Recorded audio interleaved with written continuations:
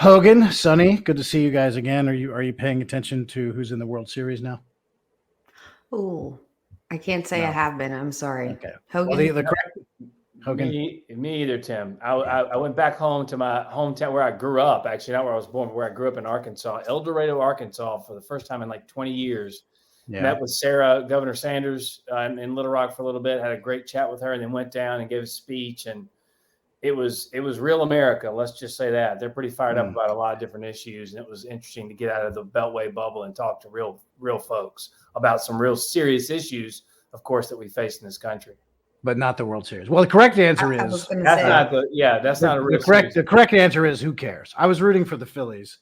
I'm not a Phillies fan, but I was rooting for them. It's going to be Texas against the Arizona Diamondbacks. So the correct answer is who cares? I think I'm pulling for Texas then.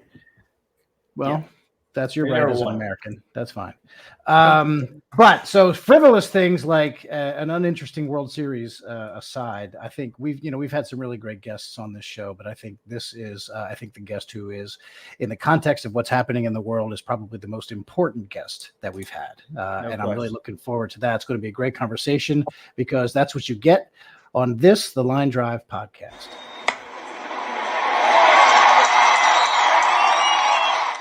Let's bring in that guest. We are honored today to have with us Robert C. O'Brien, former National Security Advisor to the President of the United States, serving in the Trump administration from 2019 to 2021, amongst his other very important positions that he's held in his life.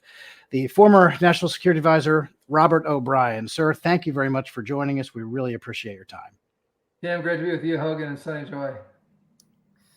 Great to see you, Robert. You and I talk periodically, of course. We had the pleasure of working together in the White House. At least it was pleasurable for me. I don't know how much you really enjoyed working with me in the White House. But you kept me out of trouble with the press, so that was good. Well, thank you. Well, interestingly enough, Tim alluded to some serious things going on, obviously, around the world right now, the Middle East in particular, with this war, this pending ground invasion into Gaza by Israel. Just to start off, would you kind of level set for us and explain the seriousness of what we're actually seeing and the potential problems, all of the issues that really do impact not just America, but and not just the region in the Middle East, but the globe? Well, thanks, Hogan. Let me take you back a little bit and go to 30,000 feet, go way up high, like if we were on a commercial airline looking down at the earth. And what we see is the U.S. has three primary adversaries: Russia, China, and Iran. Now, China is an existential threat to us. They're the big guy on the block. They're the ones that want to reorder the entire world. Their henchman is Russia, which used to be a great power as the Soviet Union, but still has a lot of nuclear weapons and is Putin wants to restore the Russian Empire. And then you've got Iran, which is a regional power. But if you ask me, when I was National Security Advisor, what I worry about every morning when I got up, it was what was Iran doing that day, because they've got terrorist proxies all over the Middle East. And so what have we seen since President Trump left office? We've seen Russia invade Ukraine, and because the first thing the Biden administration tried to do was appease Russia. They gave them the New START treaty which was Putin's number one foreign policy objective, with no strings attached. They renewed it. Unlike us, we said you got to stop building new tactical nuclear weapons if you want an extension of the treaty. We wouldn't give it to them without a concession. Biden gave it to them with no concessions. Then he said, "Hey, build Nord Stream 2. Make Europe energy dependent on Russia." And we stopped Nord Stream 2, Hogan, as you recall. And the Biden guy came in and said, "Hey, we're everything Trump was for, we're against." So Trump was for stopping Nord Stream 2, so we're for building it. At the same time, they canceled the Keystone Pipeline here in America. So they made Russia a massive energy exporter and took our energy independence away and started making us rely on Venezuela and Iran and Russia for our oil. So what did the Russians do in return? They decided to reinvade Ukraine. Now, go to the Middle East, turn your head a little bit, take a little perspective. Iran basically controls Hamas and Hezbollah. Hamas won't do anything without permission from Iran. They won't fire a BB gun across the border without permission from Iran. And Iran saw Russia invade Ukraine, And remember, we didn't deter him. We didn't stop him from doing it. President Biden came out and said, well, if it's a minor incursion, that might be okay. Maybe we won't do anything. And then, our deterrence failed. Russia invaded Ukraine. Now, thank goodness the Ukrainians used those Javelin missiles that President Trump got them and stopped the initial invasion. And I give the Biden guys credit for supplying the Ukrainians with what they need to fight on. So that's good. But the Iranians watched that and they said, well, if Russia can invade Ukraine, we want to wipe out Israel. We want to kill every Jew in the Middle East. We'll turn our serial killers, I don't even call the Hamas guys terrorists anymore. That gives terrorists a bad name. I mean, it's like having a bunch of Ted Bundys and Charles Mansons and John Wayne Gacy's running around. And the things they did were just despicable. So Iran turned them loose. That's an interesting way to look at it. Is it as simple as the appeasement, which lures these people into thinking they can get away with anything they want when you give them $6 billion and Iran and their proxies, it just go crazy? Is it as simple as that? Or? It is, Tim. And it wasn't just $6 billion. That's just the ransom we paid for hostages. In the Trump administration, we brought home 58 hostages from all over the world: Iran, North Korea, Russia, China, Venezuela. We didn't pay a dime of ransom to anybody. Even when the North Koreans tried to stick us with Otto Warmbier's medical bills, we refused to pay them. But we paid them $6 billion in ransom. But the big payment, Tim, was turning a blind eye to their oil sales and not enforcing sanctions. And the Iranians made $70 billion in oil sales over the last 2 years. Iran's become a very rich country. They had foreign currency reserves of $4 billion when we left office. Their foreign currency reserves now are $70 billion. So Iran's gotten rich under the Biden administration, not just from the ransoms, but from being able to sell their oil without restriction. And so we just like we tried to appease Russia, we tried to appease Iran. And what happened? Iran invaded Israel because these thugs, these ayatollahs, the Putins and the KGB guys of the world, they don't accept your goodwill. They pocket whatever you give them and then say, what have you done for me lately? And we are no goodwill from Russia, no goodwill from Iran. And now we're doing the same thing with China. Remember, guys, it wasn't too long ago, Sonny and Hogan and Tim, that the Iranians flew a spy balloon over our country. I mean, brazen. They just flew a balloon like the Goodyear blimp right over America, and it stopped over all of our nuclear sites, our ICBM sites, our Air Force bases, and then our submarine pins in Georgia. And they took pictures and collected intelligence, and we let them do it. And instead of turning the spigot off for China, stopping American investment in China, putting tariffs on like President Trump did, we sent 4 cabinet secretaries to China to kowtow to them. Janet Yellen, the Secretary of the Treasury, went and she was like literally bowed. She was bowing to Xi Jinping when she met him. You remember that? She bowed to him like 7 times. So the Chinese don't respect us. Now they're looking at Taiwan. They've watched Iran invade Israel. They watched through Hamas. They've watched Russia invade Ukraine. And now they're thinking about invading Taiwan. So the world has become very dangerous right now. Well, the joke's on China because Gavin Newsom is over there now. So there can't be any punishment worse than that. As far as I'm concerned. Well, and that's Robert's governor, by the way. Oh yeah, that's right. You are a California guy. I moved to Utah 6 months ago, guys. Oh, okay. Nah, you'll always be Californian to me. Sonny, did you want to jump in? Yes, I'm sorry. I was just texting y'all saying I think my internet is being very splotchy, so I apologize in advance. One question that I had for you is, under President Trump, when things were peaceful and he had all these great people like you around him advising him, and now we see with the Biden administration just how everything has just gone completely off the deep end. Do you think he has anyone truly competent around him advising him on any of these foreign policy decisions? What are your thoughts on Blinken or on Lloyd Austin? Well, look, Blinken and Sullivan and Austin are smart guys. Burns is pretty good over at CIA. He's a solid guy. But it's not whether they're smart or not. It's their philosophy, Sonny. It's they believe that it's the Obama inaugural speech, right? If we stretch out our hand, our adversaries will unclench their fists.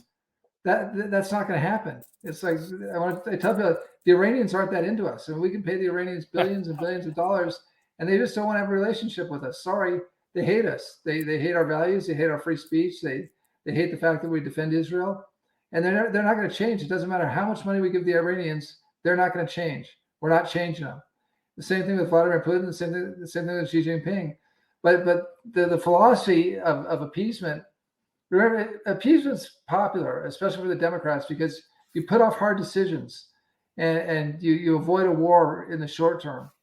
But appeasement never works in the long term. You always pay a higher cost down the road. Churchill said this after Munich when Chamberlain came back from Munich.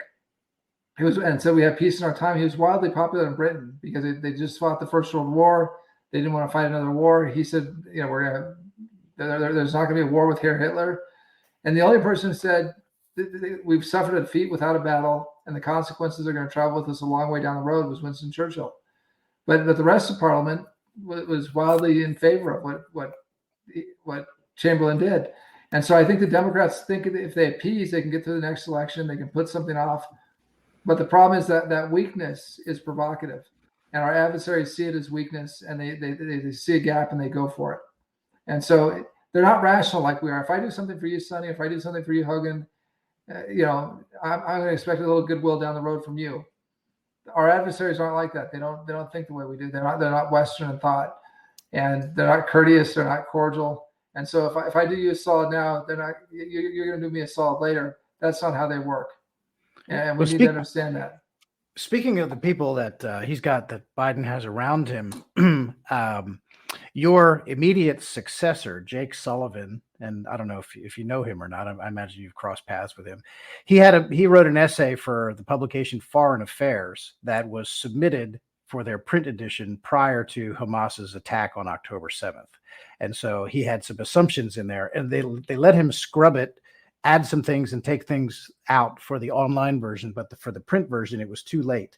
And this is a segment that was removed. I don't know if you're aware of this yet, Robert, but this is part of Jake Sullivan's piece that was removed in Foreign Affairs. Quote, this is talking about the Middle East. The region is quieter than it has been for decades. The progress is fragile, to be sure, but it is also not an accident. Biden's approach returns discipline to U.S. policy. It emphasizes deterring aggression, de-escalating conflicts, and integrating the region. So that was removed because, quite obviously, Biden's strategy, let's say, did not work in keeping peace in the Middle East, as we've seen. There they are convincing themselves. Is this the sort of stuff that it just sounds good in the faculty lounge at Dartmouth, but then in practice, they have to go out there and they're experimenting with their big pointy-headed ideas? I mean, how do you see this? Isn't that embarrassing? Well, look, I'm sure Jake's a little embarrassed by that, and he wishes he had a do-over. I mean, and Foreign Affairs let him have a do-over. They would have never let us do that, Hogan. I don't think if you went to him. No. But when you're a Democrat, you got certain advantages with the press. So good for Jake being able to scrub it, just like the Soviet newspapers and that sort of thing. The mainstream press will accommodate the Democrats. But look, the problem, Tim, it goes to the premise of what Jake was talking about. They felt, and it's the same thing they felt like in the Obama administration, if they appeased Iran, if they just made Iran like us, and if we just give them enough money, the Iranians would become, quote, responsible stakeholders. That's like one of the terms that they throw around in the faculty lounge at Yale, where all these guys were professors. And the toughest decisions they had to make was who got to be, what lefty got to be tenured. Do you take the far left guy or just a regular left guy for tenure? Right. And, those are hard fought political battles, and it's like Woodrow Wilson, when he was asked, when he was president of the United States, he'd been president of Princeton University. They said, "What do you miss about Princeton?" And he said, "The politics." And so the politics are pretty heavy in the faculty lounge. So I think these guys feel like they're ready for international politics when they get out of the faculty lounge. But we saw what happened with Obama. It's a replay of the same program. We went into the disastrous JCPOA, the nuclear deal. Iran promised that they'd be responsible. They promised they wouldn't develop a nuclear weapon for 10 years. After 10 years, they get to develop a nuclear weapon. They get to buy and sell arms on the open market. And in the meantime, we give them total sanctions relief. And under the Obama administration, Iran made $150 billion in sanctions relief. And the theory of the Democrats was, well, they'll use this to, have government entitlement programs and support the middle class in Iran and give it to labor unions. They made the mistake of assuming the Iranians were like us, and that they take all this cash and push it into the domestic economy of Iran. Well, the Iranians didn't take any of it. Part of it went to corruption. The Ayatollahs and their henchmen stole part of it. Part of it went to the nuclear program. Part of it went to the ballistic missile program. But most of it went to the Houthis, Kataib Hezbollah, Bashar al-Assad in Syria, Hezbollah, and Hamas, so that they could build up their terrorist networks to kill Americans, kill Jews, and kill moderate Arabs. And so when Trump came in and said, look, this hasn't worked, this is crazy, and we showed strength, as soon as our Arab partners in Israel realized that we were going to be strong and protect them and had their back, that's when the peace process started. That's how we got the Abraham Accords. That's how we healed the Gulf Rift between Qatar and the UAE and Saudi. Because when we talk about peace through strength, it's not just a cliche. The peace comes, but you have to have strength first. The peace is a result of the strength. It's not the other way around. These guys want to have peace without strength, and it doesn't happen. So again, it's just a different philosophy. They want to appease. They want to reach out their hands. They want to, show, weakness and hope that that goodwill will be reciprocated by our adversaries. But in the Middle East, with the Ayatollahs, and these guys are stone cold killers, as we've seen. The Russians are all KGB guys. The Chinese are the last Stalinist party on earth. They don't care about goodwill from us. They want to win, and they want to kill us and defeat us. And so us stretching out our hand isn't going to get us anything but get our hands burned or our wrists slapped. Yeah, and I think this is the core of the issue that so many either refuse to acknowledge or don't want to admit. And you touched on it so well there, Robert. They do hate us. They do want to kill us. They want to kill the Jews. And when they tell us that, it's like so many in academia, so many on the left go, no. Just give them some money, give them some iPhones. All they want is like modern life like we have it. They just want what we have. And that's not what they want. And they're very obvious and open about their desire for death and destruction. They mock Israel for protecting their children, for protecting their people, because they think death is honorable. And so they use their children, they use their women for shields. And in the process, they win a PR battle too, which I'm sure we'll talk about later. But explain, if you would, to the listeners, why or how so many on the left just refuse to believe what Hamas says they want to do, what Iran says it wants to do, which is clearly designed for death and destruction. Well, we don't want to take them at their words, because what they say is so outlandish here. When we hear death to America, death to Israel, they talk about, they want Palestine to be free from the river to the sea. Well, what does that mean? That means they want all the land. They don't want that's not a two-state solution they're talking about. That means they want all the land. And it's not just that they want the land, they want the Jews dead. So when they say Palestine will be free from the river to the sea, and people are chanting that on college campuses and mouthing it, and I don't think some of these kids even know what it means. They're talking about another Holocaust. They're talking about taking 9 million Jews and they're exiling them or killing them. And the idea that they just want to be modern, Hogan, these kids on the college campuses, the folks on the street in London and Paris and Sydney. In Sydney, they were chanting, thousands of people were chanting "Gas the Jews." Well, guess what? They all have iPhones. They all live in Australia. They live in Paris. They live in France. They live in the UK. They live in America. And yet they still want to kill. And this anti-Semitism is just so abhorrent. But giving them an iPhone didn't fix it. And sending them to the best universities in America on scholarship didn't fix it. And I'm telling you, one thing we got to figure out is any of those that were chanting and marching that are illegal immigrants, illegal aliens. I know you're not supposed to say that now. They're they're supposed to be unpapered, wonderful people. But they use facial. Look, we know they can use facial recognitions in the crowd. They've used it on January 6th and otherwise. They had to find every illegal immigrant that's marching for Hamas and saying death to Israel and death to America and deport them like tomorrow.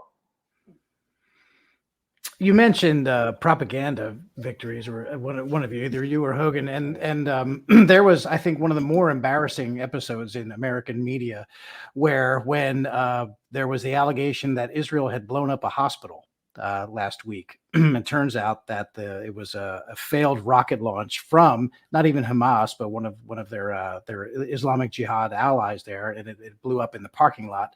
And it was not bombing of the hospital by an Israeli airstrike. Yet almost the entirety of the American media reported it from Hamas's side, saying as many as 500 people killed in a Israeli attack on this hospital. How much of a factor is, I mean, what's that worth to them when they get a propaganda, even though it was later corrected? It's way too late. The corrections are, even if they're 24 hours later or whatever it is, they've already won that propaganda battle. How valuable is that to them? And what's really the purpose of that?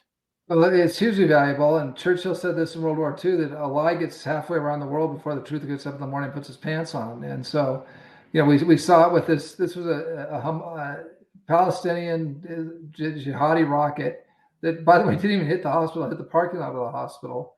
And you would think the media would be embarrassed and ashamed. You said the media was embarrassed. They're not embarrassed. They're not ashamed. Even the New York Times the New York Times is still trying to say, well, maybe it was still Israeli, but we can't trust the video. We don't really know what happened.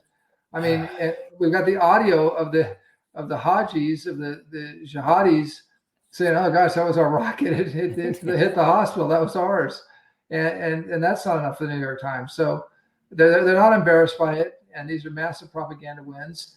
And look, what we're going to see is it's going to continue, and the space for Israel to act, to protect themselves, to root out Hamas branch and root and trunk, so they're not living next to a bunch of serial killers, is going to close, because the world is a lot of the world is anti-Semitic, anti-Israel, anti-American, and with more and more of this propaganda and misinformation that comes out of the region, it's going to be harder and harder for the Israelis to act. This is by design, though. The setup here, to me, I'm waiting, because what they are now, so many in our government, so many in the squad and all those folks, they're pointing to the fact that Israel, when they attack, that, look, you got to protect the children in Palestine. You have to, this barbarism by Israel cannot stand. They're kind of starting to set this up where, hey, you got to be careful, and you can't commit war crimes in a war. You can't do things like Hamas did. But like, if when Russia invaded Ukraine, if Ukraine then attacked Russia, and Russia used women and children as human shields, we wouldn't blame Ukraine. We'd be saying, why would Vladimir Putin do something like that?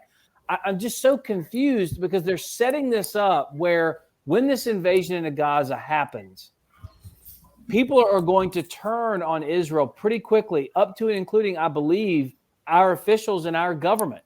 And they're going to be the ones that kind of point the finger at Israel and saying, look at what you're doing. When these two things, the killing of a child, just beheading them because you hate them, is not the same as a collateral damage situation in which you're trying to attack a rocket launcher position in Gaza, underneath a school, where Hamas refuses to move the children out of there and instead chooses to put them there so they can have a better narrative. I'm really concerned with this from a future standpoint. And so, Robert, I guess, does this worry you at all, that the fortitude of like this nation and many who actually are standing with Israel right now will turn on them quickly when Israel starts to not just defend itself, but when they actually go on the attack here to try to eradicate Hamas? No, you're absolutely right, Hogan. That's why all of us who have Jewish friends, who love Israel, who believe in the same values that Israel has, that we have, we got to stand up for Israel now. We're going to have to fight like hell, because there's no moral equivalence between deliberately targeting terrorists, killers going into Israel, targeting women and children and elderly and Holocaust survivors and people in wheelchairs, cutting their heads off, burning families alive, killing kids in front of their parents, killing parents in front of their kids, taking hostages, taking infants as hostage. There's no moral equivalence to that. And the Israelis who are trying to wipe out a terrorist army, and that terrorist army is using human shields and using their own people, their own Palestinians, as human shields, and there's collateral damage there. The Israelis aren't targeting the civilians; they're targeting the killers, and the civilians are getting killed in the crossfire. But the blood of every Palestinian who dies in Gaza, it's on the head of Hamas. It's not on Israel. Hamas did the brutal attack. Hamas committed all the true war crimes, the heinous crimes, the horror movie type crimes that we've never even seen ISIS commit. That's what provoked it. And number two, they're using their own people and hostages as human shields. So the blood of anyone who dies in Gaza is squarely on the head of Hamas. Well, Robert, we need to be bold, and we need to get out and say that, because Hogan, you're 100% right. We're going to hear this false equivalency. Well, Israel killed kids, and what's the difference of getting burned to death and being killed by a bomb? It's all the same if you're a kid. And there's a certain there's an attractive logic to it, but it's just not true. I've even had people message me on Instagram that I went to college with because I posted some pro-Israel things on my story, and I've had people respond saying the same things. Well, what about the kids in Gaza? Why don't you care about them? And, I'm like, how much time do you have? Let me explain this to you. But I want to back up to the beginning of the war, or to when Israel was first attacked, because I've heard on Fox News and the radio and other things like that, they say that there were all of these intelligence failures, and that's why Hamas was able to get in and attack. But they don't want to talk about it. They say now's not the time to talk about it, and I understand that. But Robert, I'd like to get your thoughts on that. Do you think there were intelligence failures? Do you think this was just a really well-executed plan by Hamas that they were going to carry out no matter what? How do you think this happened? Well, it's funny. It's a good question. I don't want to lay anything on Bibi's head now or on the Israeli government head, because they're trying to deal with a terrible crisis and defend their nation and protect the people. But at some point, it's going to come out. And what my expectation is going to be similar to what happened to us in 9/11. The Western governments and the high-tech governments, and Israel's an incredibly high-tech society. They've got unbelievable collection abilities. They can collect electronic intelligence, emails on the internet. They can collect signals intelligence, cell phones. They've got satellite capability. And so what happens is, I think we get a little too reliant on those capabilities. And our adversaries aren't stupid. I mean, these people they're evil, but they're not dumb. And so they start figuring out, okay, let's start running messages, handwriting messages on notepads and running them between people using runners. Let's do our meetings in person where we're not talking on the telephone. We'll take 2 flights. We'll fly to Egypt and then into Tehran, and we'll meet in Tehran or we'll meet in Beirut in person and make our plans and hatch our evil schemes in person, and not do it over the phone where we'd be intercepted. So I think the Israelis were probably caught a little off guard, because I think they were over reliant on technology, and it's very hard to have human intelligence in an organization like Hamas, because if they find out someone is an informer, that man or woman is dead immediately.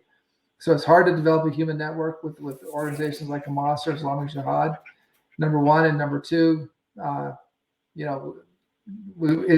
the technological stuff, the gee whiz stuff, is so cool, and we get so much out of it that sometimes we just rely on it a little too much. And they were planning this for a year, by the way. They took their time. I want to ask you another thing about that, something that I perceive to be a propaganda victory. And you, as somebody who has worked in the intelligence community, the national security community, and also in the White House, would have some particular insight into this. This is Karine Jean-Pierre, the White House press secretary, on Monday of this week, when she was asked a question, and you'll hear it. She was asked a question about the level of concern that President Biden and others in the White House have. How much concern do they have about the rise of anti-Semitism following Hamas's attack and then Israel's subsequent retaliation and fighting back? Here is this exchange as she's asked about rising anti-Semitism. His level of concern right now about the potential rise of anti-Semitism in light of everything that's going on in Israel? So a couple of things. We have not seen any credible threats. I know there's been always questions about credible threats, and so just want to make sure that that's out there. But look, Muslim and those perceived to be Muslim have endured a disproportionate number of hate-fueled attacks. And certainly President Biden understands that many of our Muslim, Arab Americans and Palestinian American loved ones and neighbors are worried about the hate being directed at their communities. And that is something you heard the president speak. So I hope it wasn't breaking up on your end. It sounded a little broken up on my end. But the bottom line is she was asked about rising anti-Semitism and what's the president's concern about that. And she answered that we see no indication of that. And then she immediately pivoted to, we hope that there is not Islamophobia going on. So she completely brushed off the idea that there would be rising anti-Semitism and focused instead on it's like that Norm Macdonald tweet brought to life where he says something about the fact that his greatest fear is if he said, Norm Macdonald said, what terrifies me is if ISIS were to detonate a nuclear device and kill 50 million Americans. Imagine the backlash against peaceful Muslims. Right. So that's when something like that happens and you have the White House press secretary, the chief spokesperson for the president of the United States, dismisses the idea of anti-Semitism and instead focuses on the idea of backlash against Muslims. What sort of a signal is that to Hamas and militants around the world? Is that in itself a propaganda victory? It's a huge propaganda victory. It's a green light. Now, I think she says she misunderstood the question. Later, she said that. I'm sure she wanted to do over. That's not entirely plausible. No, but look, the far left in the Democrat Party has been infiltrated, and we've said this for many years, by anti-Semites. It's very anti-Semitic. It's very pro-terrorist. They've got members of Congress like Tlaib and Omar, who are, could be mouthpieces for the Islamic Jihad. I mean, it's incredible. And I think that Jewish Americans and Jewish liberals are starting to wake up. You see it with Bill Maher, you see it with others going, holy crap, these people want to kill us. We thought they were fellow liberals. We thought they were open-minded. We thought they were just, concerned about minority rights and free speech. And now they're starting to wake up. And I think there are members of Congress, Democrat members of Congress, especially Jewish members of Congress who are Democrats, who realize that they've got colleagues in their own halls of Congress that want to kill them.